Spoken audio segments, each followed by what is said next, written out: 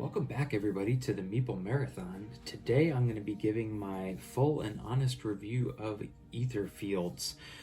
This is Awaken Realms' most recent Kickstarter to be delivered, not Kickstarter necessarily that you can go back. But plenty of people around the country are receiving this game, and there is a lot of mixed emotions, is probably the best way to put it, about this game. Some people are saying, it's just awful. Other people are completely in love with it. I've seen it appear up and down on people's top 10 lists of games in 2020. I have not created my top 10 or top 20 list yet, so I'm not really sure where it's going to fall, but I am about a third to almost a half of the way through, from what I can tell, of the main campaign based on how much content they said was in this initial scenario or campaign, sorry. And so I feel like I have a decent idea of what's going on. So in typical fashion, I'm going to cover what I really don't like about the game, what I have mixed feelings about the game, and finally what I love about the game and why I feel like it would be worth playing for you if it's your type of game. So let's start off with the negatives first. The first one that everybody has talked about, that you can kind of see spread here in front of me, is the board.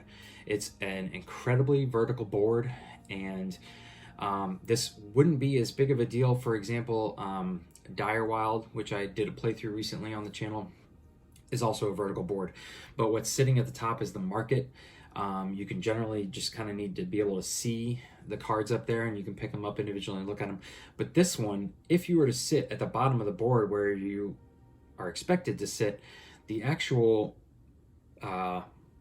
map that you're playing on, the dreams and the slumber scenarios, the most important part, in my opinion, of the game, is at the top of the board.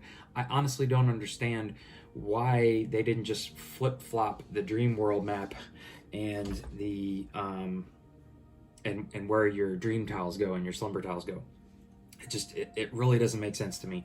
I remember watching the playthroughs of this game when it first hit Kickstarter, the prototype mat, and I thought there was nothing wrong with that. Basically, you had your slumber tiles and dream tiles right in the middle, and then you had these dream world map tiles that you were supposed to lay out.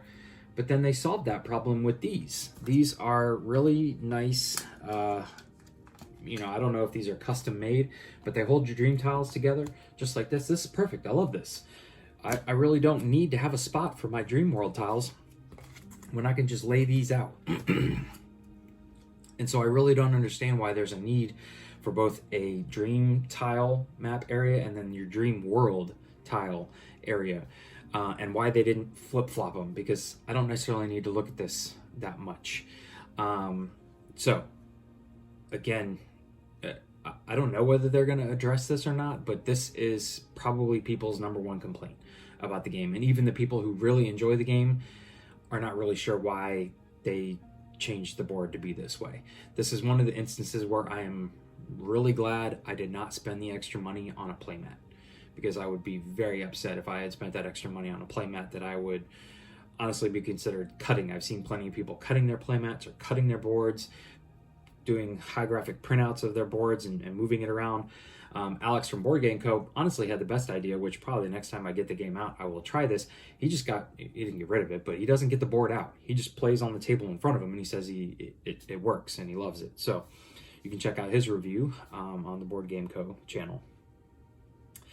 The next thing that a lot of people have talked about, which I'm not going to harp on, but it is a negative and it needs to be discussed if this is the only review. The rule book. I feel like there is a lot going on in this rule book. There's a lot of text. It is not super clear. There's also instances where not all the rules are out there in front of you. Sometimes you're going to unlock rules to the game via these wisdom cards, and I'll just keep them like this for now. But you slot them in. Again, they give you this nice handy-dandy little carrying sheet for them, and you've got these rules here right in front of you. This is nice. I like this. This is a positive. But the fact that they don't mention, you may be experiencing this in the future, but you'll learn more about that in the future, or there's a lot of vagueness in the rule book. I feel like every time I put this away and brought it back out, I need to go back and read many portions of the rulebook, and it took me like 3 or 4 read-throughs to get through the rulebook, on top of watching playthroughs and asking people questions on BBGG. So it's not a very good rulebook. This is not a lightweight game. It is a heavy game. So I'm just gonna put that out there. The second thing is the other book in the game is the secret books. I have no problem with there being a secret book. Ideally, this would be an app, but I know that takes additional development. But now, after having gone through the Tainted Grail app that they did, I don't know why they didn't just jump on the train while they were developing the Tainted Grail app and have the Etherfields app ready to go. I don't know if this is something they plan to do in the future. But for me, the biggest thing is that you'll have one secret that's on 174, and then your next secret's on 986.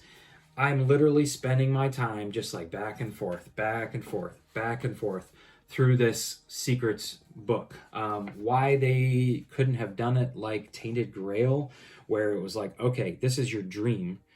Now, this is Dream World 14, or Dream 14, and here's 14 A, B, C, D, E, and G. And you can jump from A to G to back to B, and it may be on, but I'm only flipping 1 or 2 pages.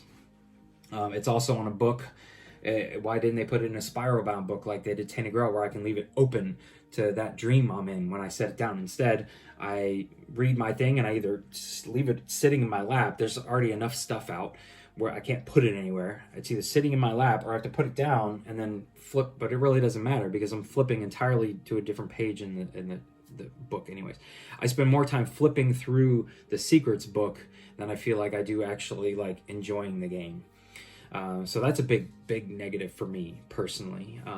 It kind of ruins the experience of reading through this narrative for me, is having to flip back and forth. Another thing is that there are some scenarios in the game that you will either have to replay because you didn't get everything you needed to get, or they give you the instance where you can return to the scenario, you can return to the dream. I keep saying scenarios, but they're dreams. You can return to the dream and it's easier to get back. You only need like 1 key to get back in because there might be stuff you missed, but you got the main stuff. And so I could understand that, but it's the ones where, for example, I'm going to be very vague here. I defeated the main entity that was in the dream because he was bugging me. I was worried that I was just going to spend too much time running away from him, or, he was going to beat me up to the point where I would have received too much damage. Anyways, I got a hand that I was, got a strategy. I defeated him, and then I read the text that said, when you defeat him, read this text. And it said, your dream's over. That's it. And I was like, what? There's so much other stuff I needed to do in that dream, and now it's just over. And so I had to work my way back through this dream world map, which, it's going to show up in my mix here in a minute. But then I haven't gone back yet, but when I want to go back, it's going to be like the same thing. And looking at it, I think that same person is going to pop up again. So either I have to just run away from him again, or I'm certainly not going to defeat him because I know what happens when it defeats him. I want to just be able to get the main things that's going to help me progress through the game. If there's Easter eggs, or if there's like, awesome items or something like that I want to go back for, then let me go back for those. But don't just make me rework a dream because I did what that was just a very frustrating instance of the game. Last thing, and this is the last thing on my negatives list, is that this game is a burden to set up. It was a burden to initially set up and to figure out where all the cards are going to go and which ones do I want to put in what piles. And then to get the games out, there's lots of it's fiddly. There's all these different cards that you have to pull out of the stack. So it's one of those games that I, want to just be able to leave up for a long time. But at the same token, it's not like I can play any other game on this table while this one's up. And there are other games that I want to get to. So just the fact that this game was a burden to initially get through the reading of the rule book and the unboxing it, and then set up and tear down of the game, it's not one that I want to just get out once a week and play. So, all right, let's move on to some happier thoughts and what I have mixed feelings about. The first one is the exploration nature of the game. on one hand, it's a beautiful thing because there's all this openness to all of your dream maps, and you can kind of go anywhere, and it's very simple. You just play yellow influence and you move, and you can kind of go wherever you want to go, and there's multiple ways you can finish scenarios, which I have discussed. But then there's other times where it's almost too open-ended. I wish there was a little bit more direction on some of these cards and some of these map tiles, because you can be walking around and it just feels like you've been in this dream a little bit too long. You're running out of turns and you just haven't gotten anywhere. There's been several dreams like that where I've literally walked around and I've spent my influence on all these different points of interest, and the Book of Secrets isn't giving me anywhere, or I start a dream and I have no direction whatsoever. And I shoot blanks for like 3 turns, and it's only a 7-turn scenario, and next thing I'm told I have to defeat this monster and get to this exit in 4 turns, and the dream's halfway over with. So I wish there was a little bit more direction. I wish it wasn't so open or flighty in nature. Give me a little bit more concreteness. Some people may really like this, which is why it's a mixed thing. I really do like the exploration to a point. It's not as big and grandiose as like Seventh Continent or Tainted Grail was. I'm not traveling card over card and covering my whole table. It's all pretty much in this 3x4 grid here. But give me a little bit more direction. I don't want to be exploring that much. Next thing that's been a mixed feeling for me are the inspiration cards. I really appreciate being able to build your deck from the outside, deck creation per se, and essentially your number one thing of getting these ether tokens is to purchase influence cards, and you deal out 3 and you get to choose which ones you want based on how much ether you have to spend on it. I like that concept. When I deal out 3, I've yet to ever be impressed and be like, ooh, that is the one I want. I want that one. And there's this huge stack of them over there. And I'm just wondering, is there only like 5 really good ones in the stack? Or what if I see one that's amazing that costs 4 ether, but I only have 3? It's just going to disappear, and God knows if I'll ever see it again. I wish that they had been a little bit more also hero specific. Like I've been playing with the Gambler, but only like 3 or 4 cards really feel like they have a gambling mechanic to them. And honestly, I don't really ever see the benefit of using the gambling portion of those cards. I just use them for the influence numbers at the top. I feel like Tainted Grail, they did a really good job of building hero specific decks. Your amount of cards you could choose from was smaller, more hero focused, and so if you didn't choose a card, even though you shuffled it back in, you were more likely to see it because there was only like 20 some odd cards you were choosing from. And in line with that is my next mixed feeling is the progress cards. Oftentimes it just seems like it's so expensive to lock, or whatever you want to call it, a progress card under your player board. And make it become an active progress card. It just doesn't ever seem worth it to spend 6 ether, which a lot of time, or 6 influence of a certain color, which a lot of times you have to have, and wipes out your entire hand. And so you're spending an entire turn just locking one progress card. Now some people have recommended, well, that's what a great way to use your slumbers for, and maybe that's just what I have to be doing, is looking at slumbers as more of a way of like prepping my progress cards and things like that, and wasting more time in my slumbers. Usually I'm just like, get in, knock out the entity, get a reward, and get out with slumbers. But progress cards really just don't seem to be that powerful to me. I don't ever really want to lock them.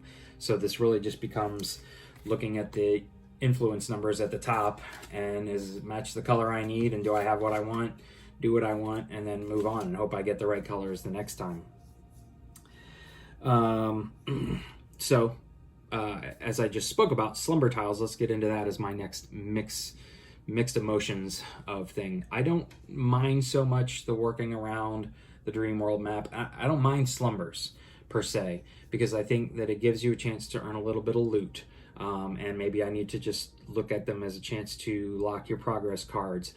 And I understand, trying to take a little bit of damage, but also this just seems like too much work to be pacing circles around this dream world map here. Like there's this one, loop here on the main board that you basically take when you need 2 keys, and then you get your 2 keys. You can probably get dumped into a slumber at some point, and then you go about your business.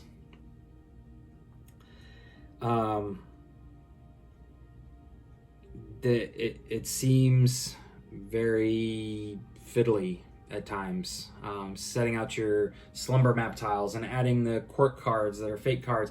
And there's sometimes where you spend all this time and you're building up this giant slumber map arena, but then you happen to get your key and you get to a spot and you go into a dream and you wipe it all away. And it's like, I just spent all this time going around and around the dream world map, putting out these tiles, and I never came across a slumber card that was an entity, so all that's just going away now. It was just a complete waste of time. I definitely feel like the slumbers could be done better. Make the slumbers purely just a way for me to, hopefully gain some loot. If I don't play well, then give me some damage. Give me a chance to lock my progress cards. Give me a chance to earn my keys. Just make it that way. And so it's a mix. I really don't mind them, but most of the time I just race right through them. I try and knock out the entity as quickly as possible, getting the best loot as possible. And, I look at it as a way to either unseal cards or gain ether or things like that. But other than that, I feel like they're very fiddly, and I know a lot of people just skip them, for example, because a lot of times it just gives you negative effects, like gives you damage or works through your deck more or makes you seal cards more. Similar to Gloomhaven. After a while, my brother-in-law and I when we were playing our Gloomhaven campaign, just quit with the road events and the city events. We would do city events, but we just stopped with the road events because they almost always were negative. I don't know whether we just always made bad choices or whether there was only just 2 negative choices on the card, but it's like, why am I going to bother? This is 10 extra minutes when I want to be able to knock out 2 scenarios instead of 1. I'm not even going to bother reading with this card because I'm just going to go into every scenario cursed. And it's like, what's the point? It wasn't fun. They weren't fun. They were just a burden on you. And the last thing I want to talk about is this whole, you come out of a dream and your discard pile stays put, you don't reshuffle anything, your cards stay locked in progress. This is kind of a mix. I like that your progress cards stay locked. I don't so much mind that your sealed cards stay sealed, but like, what if you made it down and you worked your way out until you had 1 card left in your draw pile, so you didn't take a wound? Well, the very next time you do anything, whether it's in a slumber or the start of a dream, you're going to have to reshuffle that deck and then you take a wound. Like, why don't you let me reset my influence deck, draw pile, things like that. This whole like dragging off, but then at the same token, if I have a lot of damage and I want to just be able to reshuffle, I'll just do an awakening. I'll spend my ether and, do a shopping trip and lose all my progress cards, that's fine, but I'll wipe my slate clean. It just, there could be a better balance there of, when you come out of a dream, spend your influence if you want to, keep your progress cards locked. It would be so simple to have a save mechanic where you just turn them backwards or something, the progress cards you have locked or something like that. So again, this whole like your hero board stays exactly the way it is until you store the game away, and then when you store the game back, you get to reshuffle everything. And I really just have mixed feelings. I have no other better way to say it. All right, all the negatives out of the way. Let's talk about what I love about the game and why I would recommend this game for anybody. Real briefly, let's touch on some of the stuff that I already covered. These are wisdom cards. I'm not gonna flip them over for spoiler reasons, but these are new ways to interact with the game that you have unlocked through going through dreams, and they're like rewards, but it's just new ways to interact with the dream world map, interact with your dreams, how to do awakenings, things like that. I really like how they did this and gave you this holder for them so that these rules that come up new are always right here. I really appreciate this step. I also really appreciate that they gave you your dream world map tiles to hold right there. Also, the turn order deck. I really like how this works. This is like these multi-use cards that there's only ever 12 of them, and you basically just kind of shuffle this thing up, and then you set down and you turn over. Say there's 4 rounds, you're going to turn over the top 4 cards, put them face up. And so not only is this keeping track, this is a time limit for your game, and you can kind of add to it by taking certain penalties, but it's also showing you this runs the AI. And so it's showing you what the AI is going to do, and it's also the loot. And so you can see, do I want to take out the AI right? Do I want to finish the scenario right now and gain this loot, or would I rather have look and see what's on the next card? And so the loot changes. I just really like how this is done, and I don't really get tired of, there's 3 effects that, basic effect, morphling effect, special effect, and roll the movement die, but each entity handles those things differently. So the AI, I think, works just fine, and I really just like the way they did the turn order deck. I think it works great, and it's just a perfect way to run things, the way it covers so many things. Also, the secret tiles, this thing, which somebody said they actually recommend it in the rulebook that you leave it punched in. I did not see that. I just happened to make the decision it would be easier to store. This came down to a storage aspect, is I didn't want to have to punch all these out and then dump them out, and I wasn't sure where I would have put them if I put them in a bunch of baggies, because there's only so much room in the box. It was so much easier to store it like this. Well, I just keep this sitting up off to the side here where I can review. I know where my row is, and I know that the top 3 or 4 rows are for everyone in the game. And I really like, it's like a little mini game. As soon as I start flipping over setup tiles, I'm like staring at the tile, playing this mystery, where do I match a picture? And I enjoy that. It's a fun little mini game, and there's awesome stuff when you do find something, whatever secret you're going to read. It usually gives you good things. So I really like those secret tiles. Another thing that is just in general really nice about this game is the artwork.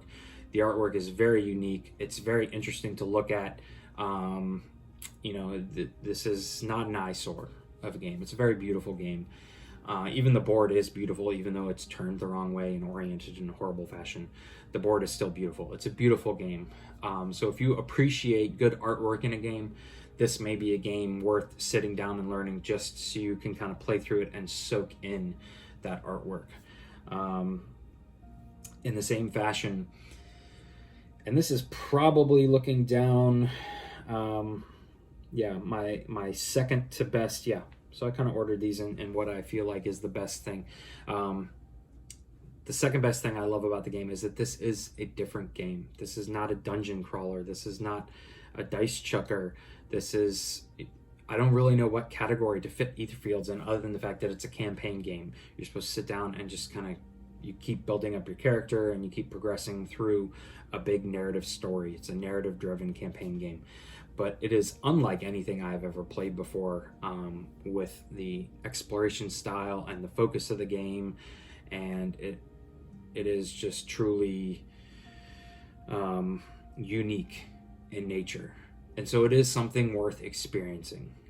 Now, unfortunately, it's a hefty price tag, and it's, at the moment, Kickstarter only, but at the moment of this filming, and I believe by the time I release the video, it should still be available for, they opened back up the Pledge Manager, and I think anybody that wants to can go in and join, and you'll have to wait for Wave 2 shipping to get your base copy, but there are ways to get the game, and there are probably a lot of people out there who just soured on the game for whatever reason, who are looking to get rid of their copy too. So I don't think it's truly going to be that difficult to find. It's not a cheap game by any means. It's probably like $100 price tag, unless somebody's going to gouge you. But this is an experience. It's more than just a board game. It's almost like an experience. So the very last thing that kind of goes along with that I love about the game is that each one of the dreams, the little scenarios that you go into, are incredibly unique in nature. And they're relatively short. Even though this is a lengthy campaign that is going to probably involve multiple breakdowns and setups of your board and things like that, the dreams don't feel like they take forever. There's a few times where I feel like I've been exploring forever and haven't gotten anywhere, but the amount of physical time that I've spent in that dream is not overburdening.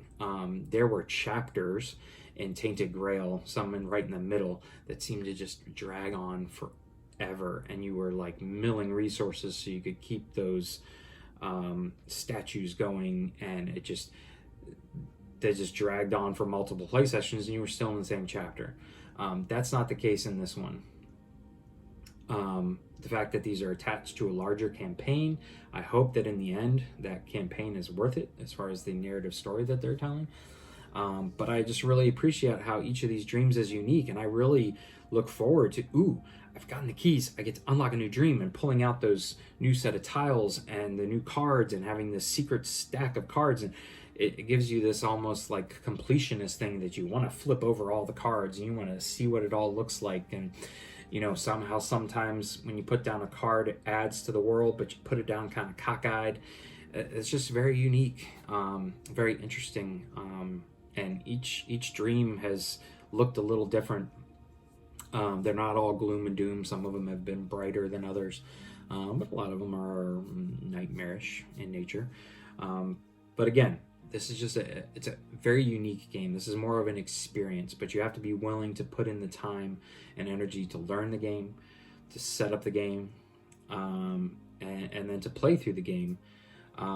If you cut corners, I feel like you're not going to get the same experience. So if you are prepared for that much effort and you are looking for a unique narrative-driven experience in a board game, then I would say this is definitely the game for you. If you don't appreciate reading, if you don't appreciate a lot of setup, if you don't like having to read a rule book through more than once, this is probably not the game for you. Run away now. If you're waiting on your Kickstarter copy, find someone to buy it off your hands. But this is a beautiful game. It's a unique game. And I'm hoping by the end of all of this, I'm going to be coming back and saying this is a game with an incredible story to tell. My opinion is still out on that one. It's still very ethereal, in my opinion, and I haven't quite grasped where we're going with all this. But again, I'm only about a third to almost a half of the way through the main campaign, so we will see. But that is it. That is my full and honest review of Etherfields by Awaken Realms. If you enjoyed this video, please consider giving it a thumbs up. And if you'd like to be part of more videos like this in the future, please consider subscribing to the channel. Once again, thanks for watching. Have a great day.